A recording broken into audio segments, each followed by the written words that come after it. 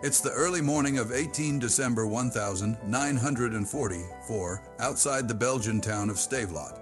Frost hangs in the air, the sky still a dull iron gray.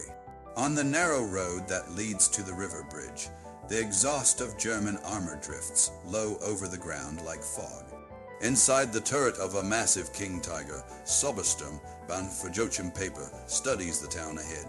His column has fuel for the push that lies in front of them, but not for a long, cautious duel. The bridge must be taken now in one fast lunge, or the Americans will blow it, and his route west will close. His tigers are unstoppable in a straight fight, but they are too slow. There is no time for a careful build-up or a probing attack. One rush over that bridge, no turning back. He makes his decision, bring me the Panthers. From further back in the German column, two Panther medium tanks grind out of line and clatter forward, sleeker and faster than the hulking tigers behind them. Their commanders stand half out of their hatches, breath steaming, waiting for orders. Peiper knows the stakes. Stavelot is not just another town, it is a gate. He has to break through here, seize the bridges beyond, and drive on if the Ardennes offensive battle of the Bulge going to have any chance of success. He cannot wait for the tigers to lumber into position. He leans out and points down the road to the bridge and the town beyond. Full speed, take the bridge. The Panther engines snarl as the drivers slam the throttles forward. The tanks lurch, tracks biting into the frozen road, and launch down the main approach like cavalry at the gallop. Behind them, the bigger tigers sit in their starting positions, their own engines thudding at idle, held back until the path is open. The lead Panther hugs the road, its commander squinting through a haze of exhaust and frost. They are running low, nose, heavy, keeping their sill, wet as low as a tank can manage, trying to close the distance before the Americans can react. As they reach the edge of town, the driver barely lifts his foot. The Panther hurtles into the first corner at speed, steel tracks screeching, suspension lurching. The gunner fires on the move, hurling shells blindly across the river toward the far bank, hoping to suppress whatever might be waiting there. On the American side of the line, the defenders are not surprised. Across the river, dug in with a clear view of the bridge approach, an American 57mm anti-tank gun crew has been watching that road all morning. The gun commander peers through his sight, sees the German tank flash into view as it rounds the corner, and feels the familiar jolt of adrenaline. Range is brutal close, but that works both ways. He knows his 57mm gun is marginal against German armor frontally, but a rushed approach exposes weaker spots. On, lead tank, he shouts. The gun slams back as it fires, the shot streaking low toward the German machine. The round smashes into the lead Panther toward the rear, near the engine compartment. Armor holds, but only in part. The shells impact and spall tear into critical components. The Panther coughs, stutters, and then dies, black smoke curling out from the back as its engine seizes. 70 tons of speed and steel turn into a dead obstacle in the middle of the road. Behind it, the second Panther has no time to slow. The driver swerves around the smoking wreck, engine roaring at full power, pushing past their crippled comrades and into the kill zone. The American gun crew scrambles to traverse their weapon, trying to bring it to bear on the second target. They are too slow. The Panther swings its hull toward the gun pit and charges straight at them, the commander shouting down to the driver. 45 tons of armored steel thunder across the frozen ground, chewing up the distance. The Americans see the tank closing, the long barrel above them like a spear. Get out, out, someone yells. The crew throws themselves clear as the Panther barrels in. A heartbeat later, the tank smashes into the 57mm position. The light gun is no match. Steel crushes metal and wood, shield and trail crumpling under the Panther's weight.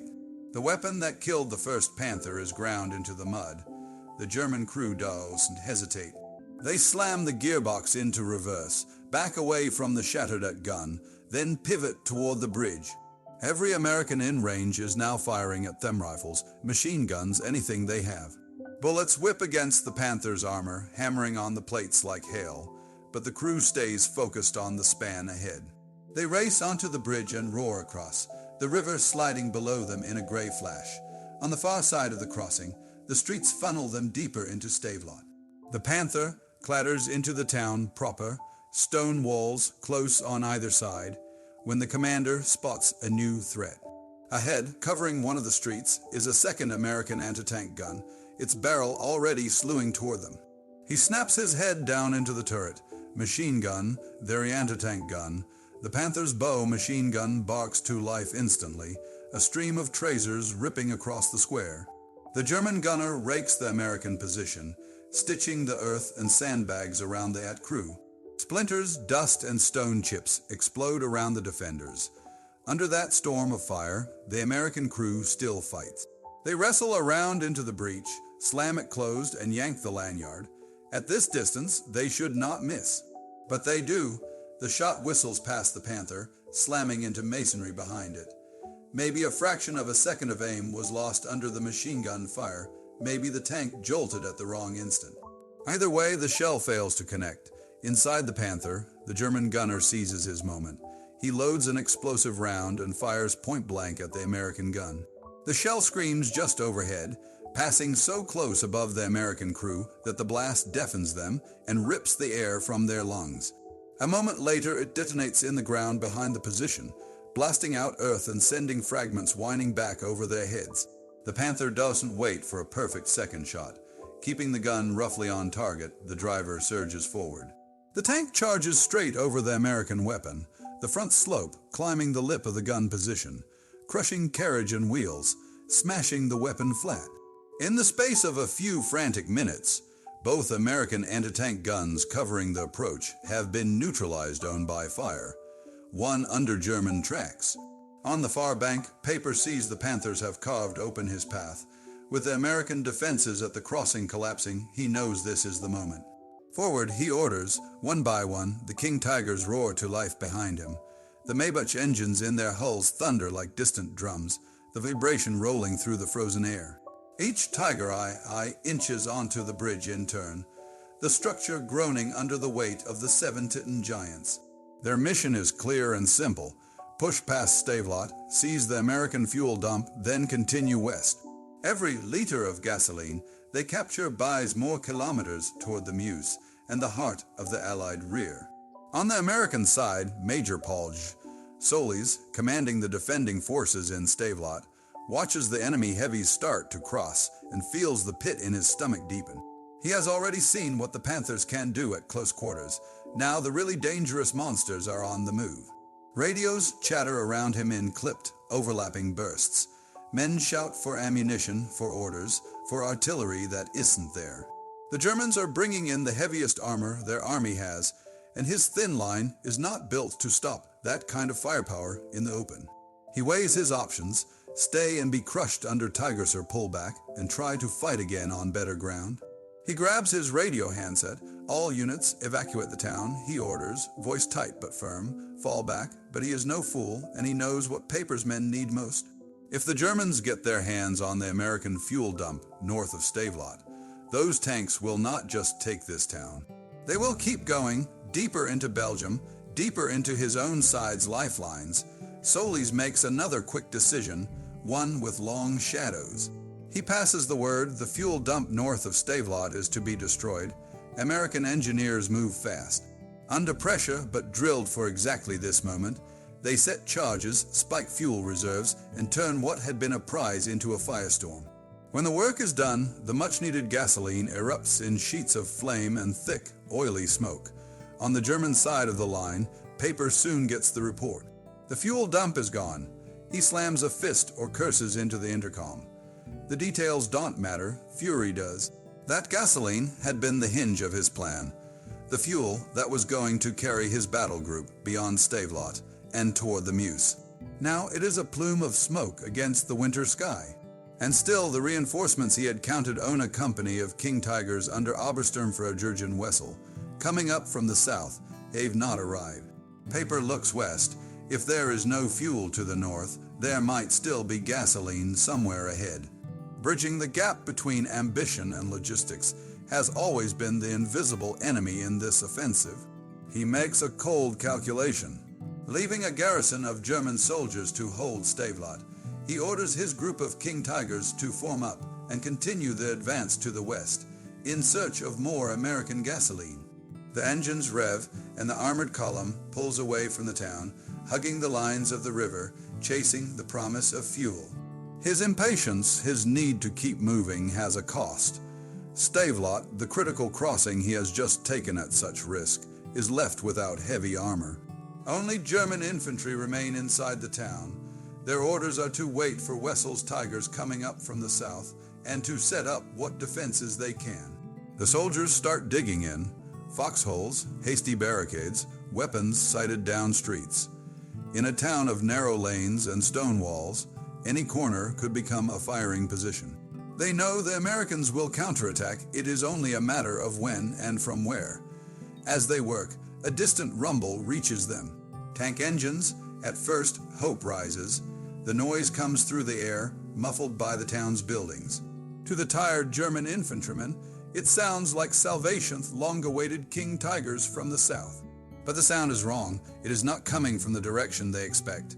The vibration grows from the north. On the hill overlooking Stavelot from that side, a new column appears through the morning mist, American Shermans. A-10 tank destroyers, infantry advancing alongside. From the higher ground, they look down into the town like men looking into the bowl of a trap. They do not rush in. They halt, spread out, and begin to shell the German positions below, their guns barking, muzzle flashes cutting through the gray.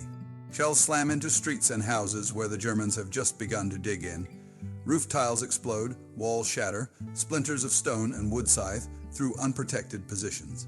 The German infantry scramble for cover, ducking into doorways and cellars, pressed hard by fire from above. Under that bombardment, German leaders grab radios and call desperately for the armor they've been promised. Their transmissions crackle southward through the cold air, carried to the company that has been trying to reach them all along. Obersturmfrau Wessel, in command of the company of King Tigers south of Stavelot, hears the calls. Their comrades in the town are under fire, shells raining down from Shermans and E-10s on the heights. Without heavy armor in the streets, the infantry will not hold for long. Wessel does need convincing. Faster, he shouts into his intercom, the order echoing through multiple tanks as it ripples down the line. Our men need reinforcements. Maybach engines roar as throttles go forward. The heavy tanks, already massive shapes in the winter landscape, seem to hunker lower as they pick up speed, treads grinding over ice and broken road. Hours of hard movement bring them closer, the booming of guns in Stavelot steadily growing louder. When Wessel's Tigers finally reach the southern approaches to the town, the battle is still in full swing. Muzzle flashes in the streets, smoke hanging over the river, the distant silhouettes of American tanks on the high ground. Wasting no time, Wessel snaps out fresh orders. He places himself in the lead Tiger, determined to personally spearhead the relief. Forward across the bridge, he commands, with me in front. The column of King Tigers rumbles toward the river, crossing. The bridge that had carried Peipers, tanks out now must carry Wessel's in. The span is still intact, an artery both sides are fighting over. A choke point where weight and timing will decide everything. On the far side of the river, across the water from the bridge and watching from cover, an American E-10 tank destroyer crew lies in wait. They have been scanning the southern bank, expecting this exact development. German armor trying to reinforce the town. Their vehicle is lighter than the Tigers, their armor thinner, but their gun is lethal if they can get good angles and short ranges. Through his sight, the E-10's gunner sees the first King Tiger appear, vast and menacing, its angled armor plates catching what little light there is. It trundles forward, dominating the road, dwarfing everything around it. The E-10 commander does not hesitate. Fire the 70, 6mm gun cracks. The shell streaks fast and flat across the river, aimed at one of the most vulnerable points the American crew can reach at this angle, the Tiger's mantlet, the thick, curved shield around the base of its main gun. The round slams into the mantlet with a violent clang, the impact sending a shudder through the German tank. Inside Wessel's Tiger, the shock tears through the main gun.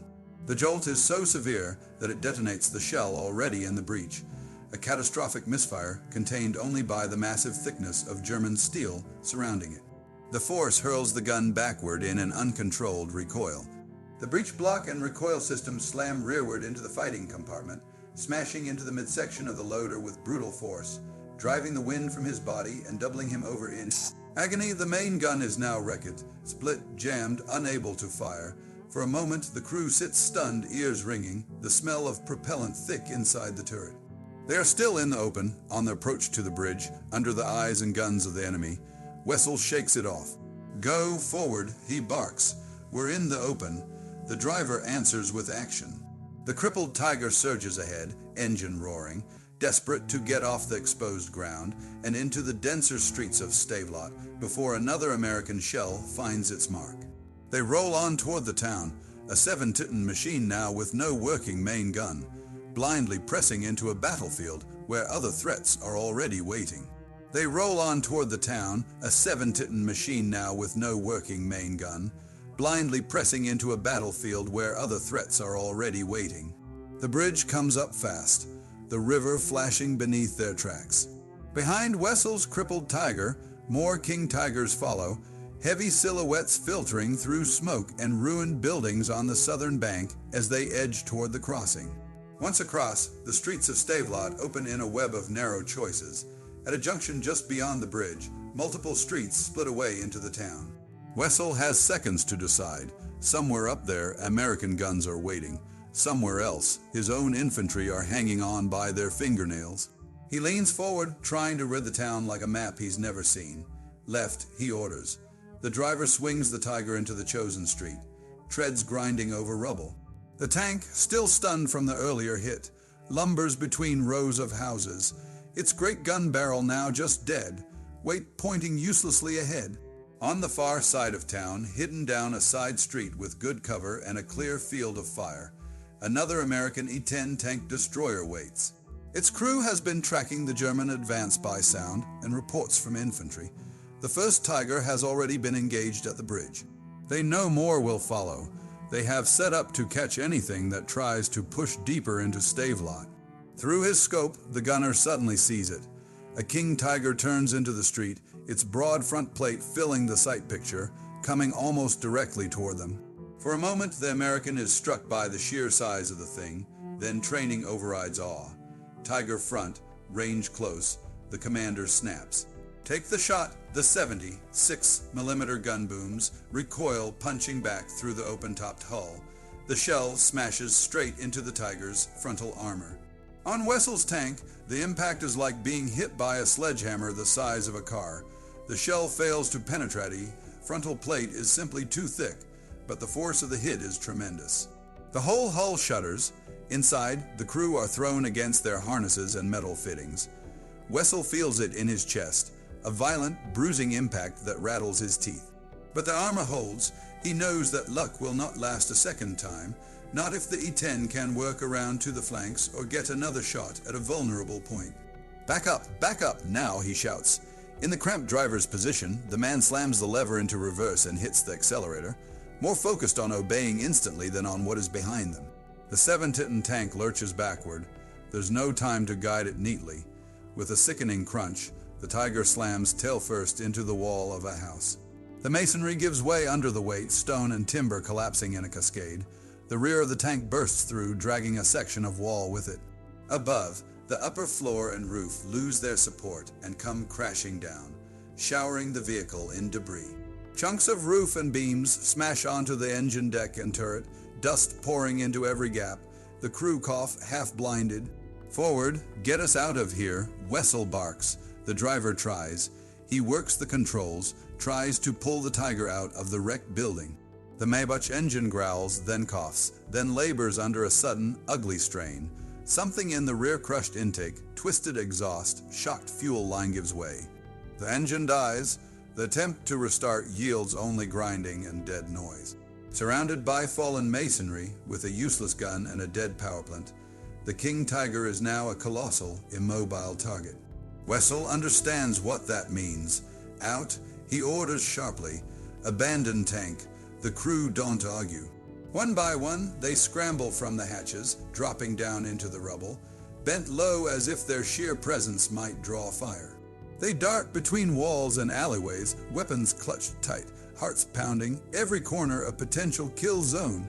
They run back toward the bridge, toward the only real cover they know, the other Tigers. When they reach the southern approaches again, panting in the cold air, Wessel finds that the situation has deteriorated. Only 3 German tanks remain forward in any kind of fighting position. The rest of the King Tigers have already pulled back behind cover, or even crossed back over the bridge to avoid being trapped under American fire. The road into town is a mess of rubble, dead armor, and fire lanes. Up ahead, American anti-tank defenses still cover key approaches. Wessel needs to break their grip or the bridgehead will be squeezed out. Anti-tank gun up that road. Take it out, he orders one of the remaining Tigers, pointing down a threatened street. Yes, sir. Another King Tiger lurches forward to tackle the American position, turret swinging to bear. Wessel, refusing to stay on foot, moves to a 3rd Tiger in the group and hauls himself up, banging on the turret to get the crew's attention. He will fight from this new command tank. While Wessel reorganizes his shattered bridgehead, Peiper further west runs into his own kind of wall. His drive along the river has brought him to a much-needed crossing a bridge that would keep his attack moving, keep the pressure on. But a small, determined group of American engineers from a local garrison gets there first. Under their own covering fire, the engineers rush the structure, set their demolition charges, and pull back. A dull, deep thud becomes a roaring blast as the bridge erupts, collapsing into the water in a shower of steel and stone. Peiper sees the smoke from a field. The report reaches him over the radio in flat, exhausted voices. Another bridge gone, another delay he cannot afford. Days of fighting, days of fuel burned, now added ahead of him in detours and improvised routes. His schedule, thin to begin with, stretches beyond breaking. Damn engineers, he mutters with bitter contempt, the words carrying the weight of his frustration. Obstacles aren't just enemy tanks. They are the men with charges and pliers who turn routes into dead ends. But the day is not done with bad news. Soon after, a fresh signal reaches him. Stavelot town he has just forced open, the crossing that should have been his secured rear is under attack. American armor and infantry from the north are hammering the German troops he left behind. His flank, and his precious line of fuel and communication, is in danger. Peiper cannot turn back himself. His own group is already entangled in delays to the west. Instead, he reaches for another asset. He orders Sturmbannführer Gustav Knittel to take his battalion armor and infantry and turn back towards Stavelot.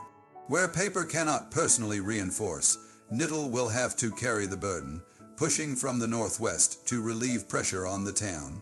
Back in Stavelot, Wessel holds the southern bridgehead with white-knuckled determination. His grip is tenuous. American fire from the north and northwest keeps probing into the town, Shermans and E-10s taking advantage of height and cover. The German infantry inside Stavelot cling to positions in houses and corners, but without steady armor support, their hold is crumbling. Wessel needs more Tigers across the river. He orders the remaining King Tigers on the southern bank to roll forward and cross the bridge, to punch more steel into the town where his infantry are fighting. The column begins to move, heavy tracks rolling on to the exposed span. Then the sound comes, different from cannons and tank engine fire, angrier, tearing through the sky. A German tank commander halfway onto the bridge hears it first. He lifts his eyes from the street and scans the low, dirty clouds. Dark shapes cut through the overcast, diving fast. American planes, 240. 7 Thunderbolts drop out of the gray like hawks, stooping on prey. The fighter bombers have been hunting for German armor all day. Now they see the perfect target, a line of King Tigers caught mid-crossing on a narrow bridge, unable to scatter. In one of the cockpits, the American pilot sees the bridge, the tanks, the white crosses by the riverbank. He knows what he's looking at, German heavy armor in concentration. It's the kind of opportunity you get once, if at all. Targets on the bridge, rockets, he calls over the radio. There's no time for a second pass if they misjudge. Flak will be up, fighters could be near. One clean run is all they'll get. The 40, 7s roll in, noses down, engines screaming. The river and the bridge swell in the windscreen, and the silhouettes of King Tigers grow, big and square and menacing. On the bridge, German crews see them and know what's coming. Faster, go. Wessel's men yell, but there is only so much a 7-Titan machine can do. They are halfway across, too far to reverse, not far enough to be safe. The Thunderbolts let loose. Rockets streak down, white trails scribbled across the sky. The explosions blossom around the front of the German column, smoke and fire tearing at the structure and the tanks alike. The bridge heaves under the impacts, chunks torn from its surface. Men on and near the bridge dive for whatever cover they can find under vehicles, behind low parapets, flat against the deck. When the smoke begins to clear, the Thunderbolts are already pulling away, disappearing as quickly as they came. They leave behind flame, craters, and wreckage. On the German net, voices crackle. Status. Give me a status report, Wessel demands. Lead tanks immobilized. We're stuck, comes the grim reply. The rockets have not destroyed the bridge outright, but they have disabled the tanks at its head. The front King Tigers are now hulks blocking the span. The rest of the heavy armor is trapped behind them, unable to cross, effectively screened out of the battle at the worst possible time. With their largest guns pinned down, German infantry in Stavelot face the full weight of American fire almost alone. Shermans, using their mobility and high-explosive shells, strip away, cover house by house. Any building that looks like it might shelter a German squad is marked and shelled. Walls blown in, interiors turned into mazes of splinters and dust. Machine gun teams rake doorways and alleys, forcing the Germans to keep their heads down or be cut to pieces. Street by street, room by room, the line buckles. The King Tigers, their paths blocked, can do little more than fire from awkward, set-back positions on the fringes. Their guns boom, hurling shells into the town, but their arcs are limited. They cannot move up to cover the infantry directly. Their commanders can only watch as their men are slowly chewed apart in the narrow streets. Under this relentless pressure, the surviving German soldiers make a hard choice. They begin to pull back. One by one, small groups slip out of shattered buildings, moving low and fast. Using what cover remains, they fall back toward the bridge, crossing to the south bank under intermittent fire. Some are wounded, some are just exhausted and stunned, but they move, driven by the instinct to get out of the collapsing kill zone. By the time the sun slides down toward the horizon, the Americans have retaken the town north of the river. Stavelot, fought over at such cost, is once again in American hands, but the bridge itself is now a scar between them. As darkness falls, the span becomes no man's land. Neither side dares rush it outright. Any movement on the open deck risks quick fire from the other bank. The river, black and cold under the night, splits the lines. Under cover of that darkness, both armies prepare for the next round. On the northern side, E-10s and Shermans nose into ambush positions among ruins and hedges. Crews whisper final instructions, guns are laid on likely avenues, and engines are cut to avoid giving away positions. On the southern bank, German Panzer crews work by touch and dim lamps on the two disabled King Tigers, clogging the approach. Bent road wheels and damaged suspension have jammed the running gear. If they cannot clear or move these tanks, the bridge will remain blocked, their own armor trapped. Under sporadic bursts of fire, teams swarm over the wounded machines. They strip off twisted wheels, hammer away at mangled track links, cut away what they must.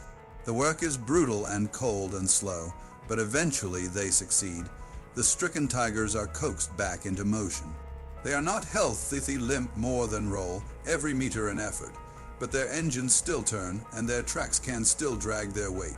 Taking advantage of extremely heavy fog that rolls in over the river toward dawn, the Germans move. The wounded Tigers creep forward, steel ghosts in the mist, their engines muffled by the thick air. Visibility is so low that shapes vanish a few tank lengths away. Under that protective cloud, they edge past American positions to the west, staying just outside the arcs they know are most dangerous. Somewhere out there, Shermans and E-10s sit, guns ready, crews straining eyes and ears, but the fog favors the escape. Slowly, painfully, the crippled King Tigers slip away into the murk, vanishing westward. On the southern bank, a different kind of German unit is about to make its move. Commandos from the special unit steal, out gather near the road, their uniforms and equipment meticulously prepared. They wear American uniforms. They ride in captured American jeeps. Their mission is to pass as Allied troops, to move through enemy lines by deception, spreading confusion and seizing key points. In the chaos of the Battle of the Bulge, such tricks have already paid dividends elsewhere. Now a column of these disguised men is ordered to head towards Stavelot and its contested bridge. They mount up in the jeeps, hearts pounding under borrowed jackets and helmets marked with stars instead of crosses.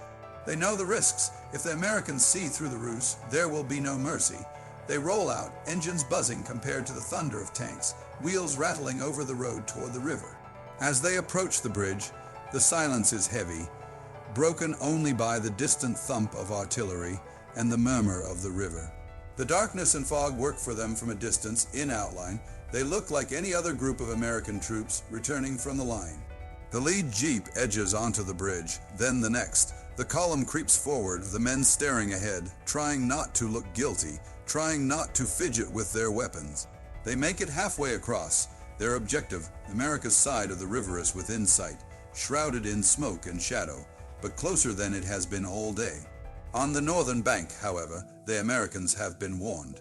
Reports of German infiltrators in American uniforms have circulated through the command chain. Sentries and machine gun teams on this sector have been told to be suspicious, to check, to verify. The soldiers watching the bridge peer through the murk at the approaching jeeps.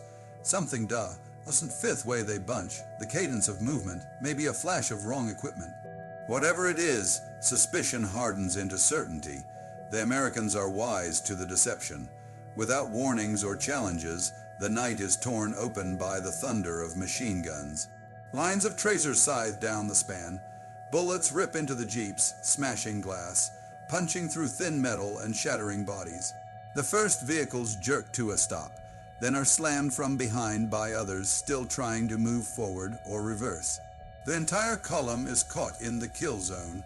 On the bridge, there is nowhere to run and no cover to hide behind. Within seconds, the fire cuts them down. The attempt to slip through Stavelot as Americans dies on the bridge, buried under a hail of American bullets. Later, the Tigers that had been waiting to the south begin to move again. They have seen the failure of the commandos. They have seen the bridge turn into a shooting gallery. Still, they must test the line. The first Tiger to edge into the open from the south side of the river is numbered 222. Its commander knows he is being watched. The open ground ahead is a killing field, but unless someone moves, the southern flank will remain frozen. He swings the heavy turret, scans the far bank, then gives the order to move. Tiger 222 rumbles out from cover to terrain exposed to the northern side of the river. Across the water, an E-10 tank destroyer crew has been waiting. Their gun has lain silently on bearing, set to cover exactly this patch of open ground. As Tiger 222 appears, its side angled just enough to offer a shot above the tracks, the American gunner feels his hands tighten on the controls. Target Tiger, flank, range good, the commander snaps. Fire, the 76mm gun speaks. The first shell slams into the Tiger's hull right above the tracks. Armor cracks and spalls, the force wrecks running gear and shocks the crew. Tiger 222 jerks, then comes to an immediate, shuddering halt. The A-10 reloads quickly. On again. The second shot punches into the frontal plate. It does not fully penetrate, but it rips off armor and sends a wave of shock and fragments through the crew compartment. Men inside are tossed, ears ringing, gauges shattered. A third round follows, this time biting clean through the side armor where it has already been stressed and torn. That is enough. Inside Tiger 222, the commander knows the battle is lost for this machine. Staying inside is death. They have one last trick. A smoke grenade clatters out of a hatch and pops, disgorging a thick white cloud.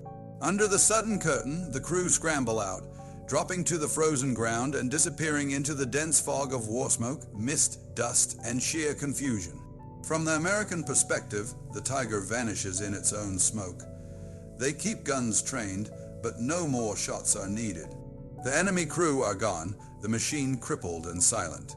The instant defeat of the lead Tiger kills the momentum of the southern attack. Seeing 222 stop so fast and so violently, other German tank commanders hesitate. The open ground in front of them becomes, in their minds, a place where even a king tiger can be gutted in seconds. Their advance falters. On the northwest flank, meanwhile, Niddle's armor and infantry grind forward toward American positions, paying in blood for every field and street. Heavy artillery from the Allies hammers their line. Shells explode in ragged patterns, fountains of dirt and snow leaping into the air. The blasts rock the earth underfoot. For the Tigers, the steel monsters with thick armor and low silhouettes, much of that fire is a terrible noise and shuddering, but survivable.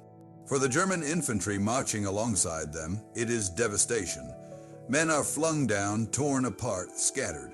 Units get broken up, their cohesion strained by constant casualties. And still, those who remain on their feet push on, using the Tigers as moving cover, closing the distance to American positions inch by inch. Under this pressure, the Americans on the northwest edge of Stavelot are forced to yield ground. They fall back through parts of the town, trading space for time, making the Germans pay in blood for every new line. Niddle's forces, though battered, threaten to reach the bridge again from this direction, potentially linking with any push from the south. American commanders watching the map see the situation turning against them. They realize they might not be able to hold the bridge and the town both. The Germans have shown they will throw tanks, infantry, and even disguised commandos at this crossing. If the bridge remains intact, more Tigers could eventually force their way across, so they decide on the next best option. If they cannot safely keep the bridge, they will deny it to the enemy, a team of youths. Engineers is pulled from the reserve and briefed quickly, get to the bridge, rig it for demolition, and blow it. Remove the crossing from the map before the Germans can seize it again. There is no time for a leisurely approach. The engineer team races toward the riverbank in a jeep, engine whining as they bounce along. On both flanks, American machine gunners and anti-tank weapons open up to cover their dash, trading fire with German positions on the opposite bank. Bullets whistle past, shell fragments rip at the road, but the jeep makes it, skidding to a halt near the bridge's access. The engineers dismount and run. Under fire, hunched low, they scramble down under the structure. The river rushes black and cold beneath them. Above, the deck is a silhouette of steel and shadow, a place where any movement could draw a sniper's eye. They work fast, hands numbed by cold and fear, but guided by training. Charges are attached to key points on the bridge, where support beams meet, where destruction will do the most to bring the span down. They haul and fix roughly 1,000 pounds of explosives in place, sweat freezing on their faces as bullets and shells crack overhead. Set, someone shouts. They back away, pay out fuse, and in the fitful light, one of them strikes it. The fuse spits and begins to burn, crawling toward the charges under the bridge. Move, move, the leader roars. They run back toward cover, boots slipping on wet stone, hearts hammering in their throats. Moments later, the world under the bridge changes. The charges detonate in a single thunderous roar. The explosion resonates throughout the battlefield, a deep, gut-punching blast that seems to shove the air itself outward. For the German leadership, Peiper, Niddle, Wessel sound is like a verdict. It drowns out, for a heartbeat, every other gun and every other order. It's done further west. Peiper is already 3 towns away, his armored spearhead hugging the river in constant search of gasoline. His tanks are almost out of fuel now, gauges hitting the red, every kilometer traveled calculated against how far they will have to walk if the engines stop. A radio call crackles in his headset. Engineers destroyed the Stavelot bridge. The words lance through him. That crossing was not just a tactical prize, it was a lifeline. With it gone, routes for reinforcement, resupply, and retreat are all twisted into much thinner paths. Peiper's jaw tightens. The river that was supposed to be an artery forward is becoming a wall. Attack them with everything, he snaps. Cross the river or die trying. His fury is not just at the Americans, but at the invisible enemy that has dogged his advance from the start. Time, fuel, and those damned engineers. On the early morning of December 20th, with the bridge at Stavelot, a blasted ruin, the order is carried out. Hundreds of troops move down toward the river's edge, in the gray chill of dawn. Without the bridge, they must ford or swim, clambering across on makeshift paths, under the eyes of an enemy now well dudgeon on the opposite bank. The water is freezing, the banks slick and treacherous. They descend into the river, boots splashing, some men wading, others dragging themselves over rocks and debris. Their breath plumes out, white in the early light. Weapons are held high, packs dragging, every step an effort. On the far side, Allied observers have been watching.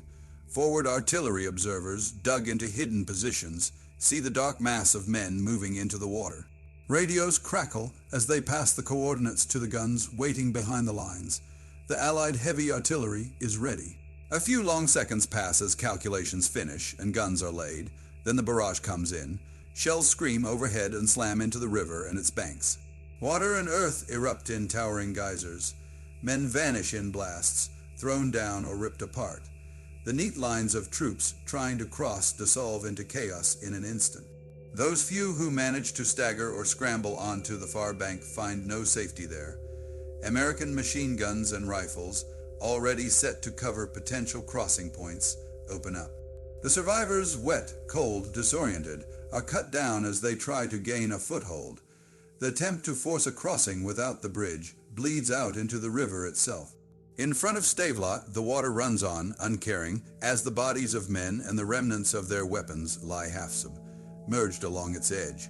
On the west flank, the Americans are pushed back by Niddle's advancing forces. Tigers and supporting vehicles nose forward through streets torn by days of shelling. Behind and between them, German infantry move in staggered lines, shoulders hunched against the constant thunder of artillery. Allied guns do not stop. Explosions walk across the fields and outer streets, each blast flinging soil, snow, and shrapnel into the air. The heavy shells hammer down in patterns the tanks can ride out steel armor shrugging off fragments and near misses, but for the exposed infantry, it is merciless. Men vanish in red bursts of earth.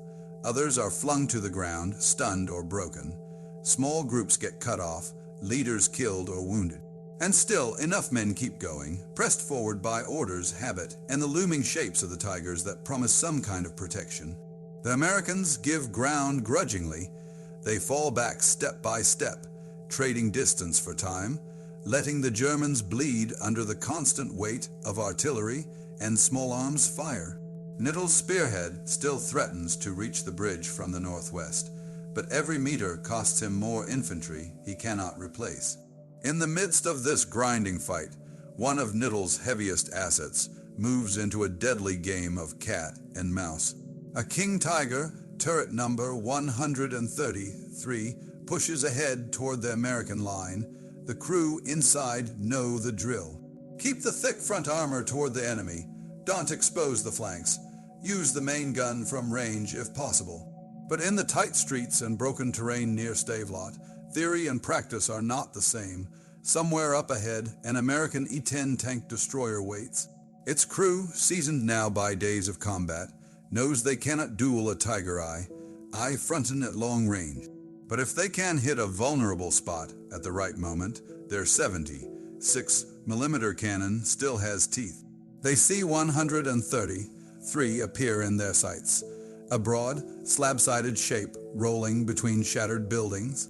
Tiger, the commander says quietly. Fire, the gun barks. The round hits home, smashing into the side where armor, while still heavy, is weaker than the frontal glacis. The shell punches through into the fighting compartment. Inside 133, the world erupts. A violent, concussive shock slams through the interior. Metal fragments scythe through the air. Men are hurled against hull and turret walls. Equipment and ammunition racks rattle and jump. The crew feel the hit in their teeth, in their bones. Fire, fire, someone shouts, the word covering both the command and the fear that real fire may be spreading inside the tank. But the King Tiger's armor, thick and layered, has done just enough. The shell has passed through with terrible effect, but has not detonated ammunition or set the entire machine ablaze. The crew are shaken, possibly wounded, but they are alive. Outside, the E-10 commander knows better than to linger after that kind of shot. They have revealed their position. A Tiger's reply, even with a grazing angle, could be fatal. Back, back, he orders. The E-10 reverses into cover, backing out of sight among rubble and buildings just before Tiger 133 can bring its massive gun to bear and fire a retaliatory round that flashes past the no-empty line of sight. The American crew grab their radio, They have hit a king tiger, but not destroyed it. That means danger. They pass the word quickly, coordinates and description rattled off in clipped tones. Tiger, number 133 in our sector. Position as follows, the call goes out into the American network. 3 Shermans answer. Lighter, more mobile, and far more numerous than the king tiger. They close in from different approaches, using side streets and ruined alleys to work toward where 133 was last seen.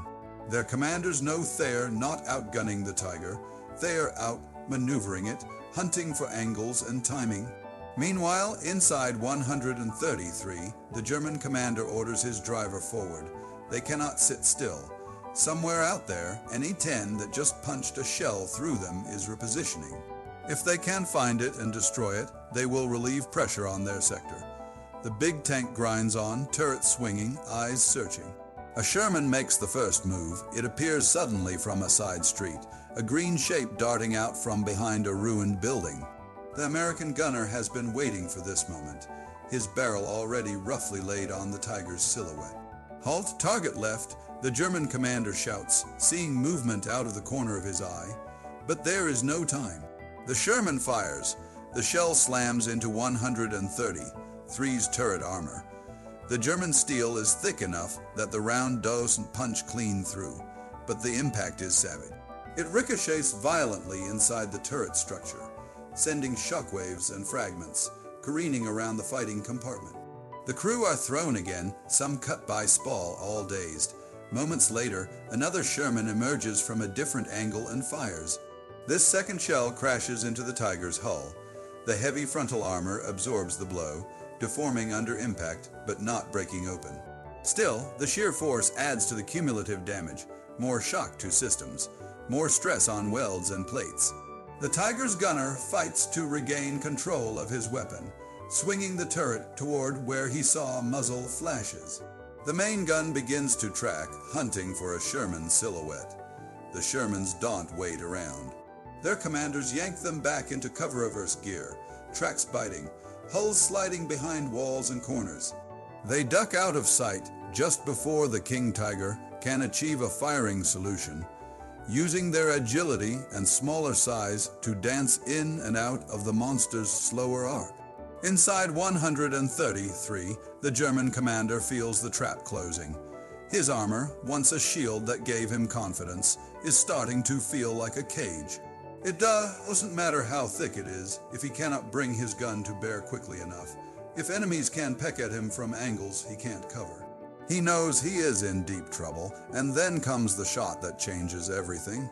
A shell streaks in and strikes at the narrow seam between the tiger's turret and its hull turret ring area, a complex boundary where absolute armor thickness is hard to maintain. The round forces the plates apart, prying at the join, and wedges fragments and energy into the ring itself. It squeezes through just enough space to enter the fighting compartment like a hot, violent fist. Inside 133, the result is catastrophic but contained. The radio operator is killed where he sits. Fragments tear through his position. Others in the crew feel the blast and shock. The tank's transmission takes a hit as well, gears or linkages bent or damaged by the impact. But somehow, the engine still runs. The tracks still turn, the tiger can still move. The commander knows staying here means encirclement and destruction. Even wounded, the tank's one advantage now is that it can flee. Out, full speed, he orders, voice harsh with urgency. Tiger 133 turns away from the thickest of the American fire and lumbers out of town, its brakes and gearbox protesting, its systems leaking and grinding. Hydraulic fluid drips and sprays, leaving a trail along the road. They push the machine as hard as they dare. Outside Stavelot, away from the tight streets, the tiger tries to gather speed on the more open road. But damaged machinery is unforgiving. As they run, one of the tracks jams. There's a jolt, a sudden drag to one side. The driver fights the controls, but the tank won't answer properly. Without a functioning track system, a heavy tank cannot steer. It can barely move. The king tiger veers toward the roadside and ends up in a ditch, nose slightly down, immobilized. Inside, the crew understand the truth. They are alone in a crippled vehicle, with enemy armor and infantry in the area. If they stay, sooner or later American guns will find them again. Their Tiger, for all its thickness of steel and prestige, is finished. They make their choice, hatches open. Men scramble out, dropping to the cold ground, glancing back once at the machine that was their world and protection. They abandon 130, 3 there in the ditch by the side of the road. A king has fallen. News of 133's fate, like the crippling of 220, 2 and the blocking of the bridge, filters through the German command structure. None of it is encouraging. They advance from the west stalls. The remaining Tigers, having seen or heard what has happened to their comrades, are more cautious.